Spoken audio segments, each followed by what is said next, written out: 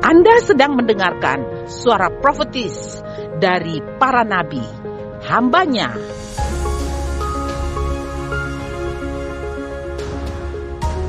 Dengarkanlah dan lakukanlah perintah Tuhan melalui para nabi, maka engkau akan berhasil. Selamat mendengarkan.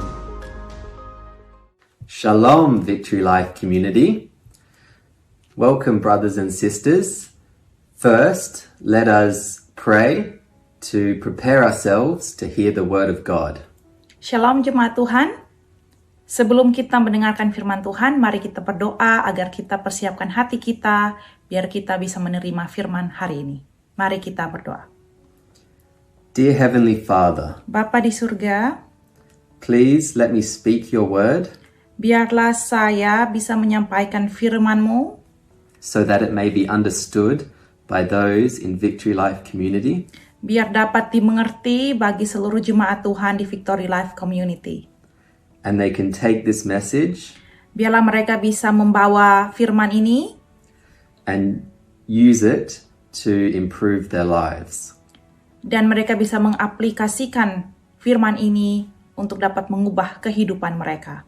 And improve their relationships. Dan untuk juga mengubah relationship mereka. In Jesus' name I pray. Dalam nama Tuhan Yesus, saya berdoa. Amen. Amin. Okay, let us start on this topic of relationships. Mari kita start dengan topik relationship atau hubungan. If you were to boil the Christian life down into one word, what would that word be? Jika jemaat Tuhan ingin merangkum satu kata dalam kehidupan kekristenan kita, satu kata itu kata apa? I suggest the word might be relationships. Saya bisa kasih sugesti saya, yaitu relationship atau hubungan. When Jesus was asked what the most important commandment was, Apa perintah utama di dalam hidup ini? he talked about one's relationship with God the Father, Tuhan Yesus menjawab bahwa perintah yang paling terbesar yaitu relationship, hubungan kepada Bapa di surga.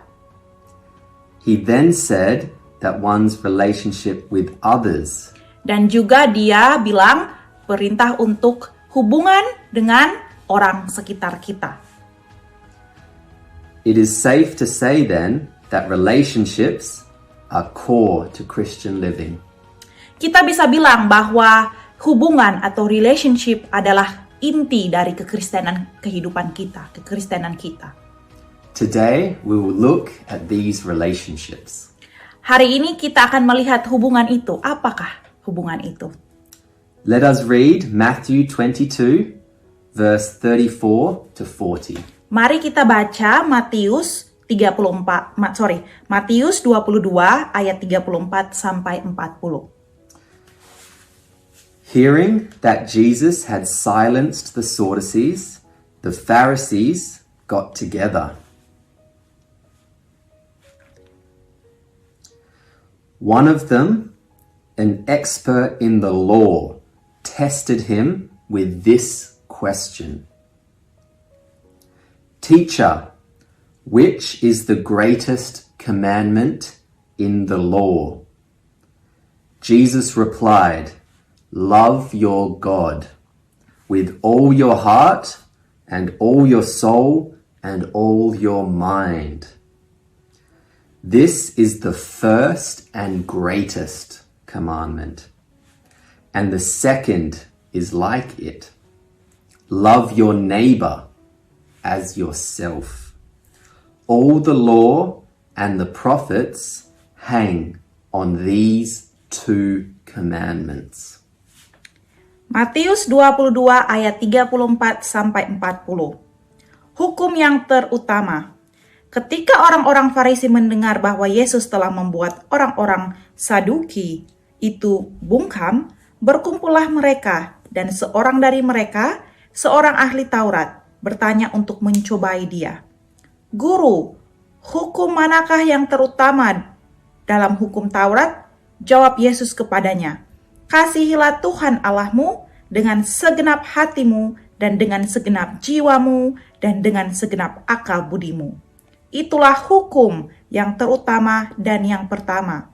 Dan hukum yang kedua yang sama dengan itu, ialah kasihilah sesama manusia seperti dirimu sendiri. Pada kedua hukum inilah tergantung seluruh hukum Taurat dan kitab para nabi. There are at least 6 levels of relationships. Jadi ada sekitar 6 level dalam hubungan. God, Tuhan, self, kehidupan kita, pribadi kita, spouse, pasangan kita, children, anak-anak kita, church, gereja, and others. dan orang lain. Unless the above order is honored, one's life becomes out of balance and happiness we will not find. Jadi, kalau kita tidak mengikuti orderan relationship yang di atas, maka kita tidak akan mendapat kebahagiaan. Where does your job appear on that list? Di mana pekerjaan kita di dalam 6 level itu? Many women place children above all others. Banyak ibu-ibu yang menaruh anak-anak, kepentingan anak-anak di atas kepentingan yang lainnya, di atas hubungan yang lainnya. Many pastors place their church above all others. Banyak pendeta-pendeta yang menaruh gerejanya di atas hubungan yang dari 6 level itu, di atas kepribadiannya, di atas keluarganya, di atas even di atas dirinya sendiri. The list: God, self, spouse, children, church, then others. Jadi list 6 level itu adalah Tuhan, diri kita, pasangan kita, anak-anak kita, gereja, dan orang lain. Why does the relationship with self come second before relationships with others? Kenapa hubungan untuk diri kita sendiri di level di atas hubungan kita dengan orang lain? Is that not selfish? Apakah itu tidak mementingkan diri sendiri? Jesus' 2 commandments are first, Hukum Tuhan yang pertama adalah love the Lord your God with all your heart and soul and mind. kita harus mencintai Tuhan dengan seluruh hidup kita, dengan seluruh pikiran kita, dengan segenap hati kita. This is clear that our relationship with God comes before all others. Jadi ini jelas bahwa kehidupan relationship kita atau hubungan kita dengan Tuhan harus yang paling terutama sebelum dengan yang lain. Diri kita dan Tuhan Yesus. The second commandment, Hukum yang kedua, love your neighbor as yourself. kita harus menghargai, mengasihi tetangga kita, orang terdekat kita, lebih dari diri kita sendiri. There are 2 parts to this. Ada 2 bagian dari cintai atau menghargai orang terdekat kita. Love your neighbor. Mengasihi tetangga kita atau orang terdekat kita. This tells us to love others. Ini mengajarkan kita untuk mengasihi orang lain. The next bit, however, Next atau selanjutnya dari poin ini adalah says to love them as yourself. untuk mengasihi orang terdekat kita seperti kita mengasihi diri kita sendiri. It is telling you to love others just as you love yourself. Jadi Tuhan bilang kalau kita harus mengasihi orang lain seperti kita mengasihi diri kita sendiri. if you don't first love yourself, Jadi kalau kita tidak mengasihi diri kita sendiri, pertama kita tidak mengasihi diri kita sendiri, you will not be able to love others. kita tidak bisa mampu untuk mengasihi orang lain. The relationship you have with yourself is very important. Hubungan yang kita punya dengan diri kita sendiri adalah sangat-sangat important, sangat-sangat berharga, sangat-sangat penting. Let's look at some examples of this. Mari kita melihat contoh dari apa itu contoh untuk mengasihi diri kita sendiri. If you do not learn to read, you will not be able to read the Bible. Kalau kita tidak belajar cara membaca, pasti kita tidak bisa membaca Alkitab. If you do not learn to speak, you will not be able to spread the word of Jesus. Kalau kita tidak belajar untuk berbicara, pasti kita tidak bisa menginjil orang lain. If you do not look after your health, you will not be able to come to church.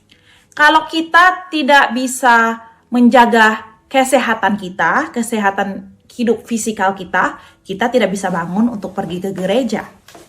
If you do not work hard, you will not have any money to give to church. Kalau kita tidak bekerja keras, kita tidak punya uang, dan kita tentunya tidak bisa memberi persembahan. If you are not strong, how can you help others? Kalau kita tidak kuat, bagaimana kita menolong orang lain? Only when you are strong, educated, and healthy, Kalau kita kuat, kita berpendidikan dan kita sehat, can you help others kita bisa membantu orang lain and love others as you have loved yourself. dan mengasihi orang lain seperti kita mengasihi atau seperti kita mencintai diri kita sendiri. Next, we will look at some problems in relationships. Mari kita mendengarkan beberapa problem atau masalah di dalam hubungan. We are imperfect human beings in an imperfect world. Jadi kita manusia ini tidak sempurna. Kita tidak sempurna dan kita hidup di dunia yang tidak sempurna juga. Our relationships are also imperfect. Kehidupan hubungan kita juga sebenarnya tidak sempurna. Let's look at some common problems. Mari kita lihat hubungan yang paling common, yang paling banyak kita kenal, kita tahu. The first is unresolved offenses. Yang pertama adalah masalah yang kita tidak pernah bereskan. There are 3 things you can do. Ada 3 hal yang kita bisa lakukan. First, confront the conflict with the intent to fix it. Yang pertama adalah kita berbicara langsung tentang masalah itu, tapi maksud kita adalah untuk membenarkan masalah tersebut. Or Untuk memperbaiki masalah tersebut. Atau you could ignore it and hope it just goes away. kita melupakannya dan kita berharap masalah itu pergi. But that won't happen. Tapi itu tidak mungkin terjadi. Lastly, Yang terakhir, you can insist that you are right kita bisa bilang kalau kita adalah orang yang benar and refuse to fix the problem. dan kita tidak mau untuk membereskan masalah tersebut. This will permanently damage your relationship. Yang ketiga ini, kalau kita pikir kita yang selalu benar dan kita tidak mau memperbaiki masalah tersebut, ini yang paling terburuk. Kita dapat merusak hubungan kita. Next, we will look at unforgiveness. Masalah yang kedua adalah tidak memaafkan, unforgiveness. Remember the Lord's Prayer. Remember doa Tuhan, Forgive us as we forgive others. maafkan kita seperti kita memaafkan orang lain. When we refuse to forgive others, Waktu kita menolak untuk memaafkan orang lain, we stop God's grace. kita stop kita membiarkan, kita menstopkan God's grace, kebesaran Tuhan from reaching us. untuk datang kepada kita. Kita stop kebesaran Tuhan untuk datang dalam kehidupan kita. The next problem Problem selanjutnya, is uncontrolled tongue. uncontrolled tongue atau lidah kita yang tidak bisa dikontrol. When you gossip, Waktu kita gosip, you poison two minds, kita meracuni dua pikiran. both you Pikiran kita and the person listening to you. dan pikiran orang yang mendengarkan gosip Anda. The next problem, Problem selanjutnya, unwise actions. action atau kelakuan yang tidak bijak. Be mindful of the actions you take. Kita harus berhati-hati dalam actions atau tindakan yang akan kita ambil. And be quick to confess when you hurt someone. Dan kita juga harus cepat untuk mengakui kalau kita menyakiti orang lain. And last problem, Problem yang terakhir, unfulfilled expectations. unfulfilled expectation. Harapan kita yang tidak tercapai. Unrealistic expectations Harapan kita yang tidak realistis can hurt our relationships. bisa merusak hubungan kita. So get your eyes off people Jadi stop melihat orang lain and look at Jesus. dan lihatlah kepada Bapa di surga, Tuhan Yesus. And for the next topic, we will look at fixing relationships. Mari kita melihat bagaimana kita dapat fix atau memperbaiki hubungan kita. The first tip is to confront. Tip yang pertama adalah untuk menghadapi masalah tersebut. Confront without delay. Menghadapi masalah tersebut dalam waktu singkat, cepat, langsung. Jadi kita tidak memperpanjang atau kita tidak tunggu lama-lama lagi. Let's read Matthew 5, verse 21 to 24. Mari kita lihat Matius 5 ayat 21 sampai 24. You have heard that it was said to the people long ago, you shall not murder, and anyone who murders will be subject to judgment.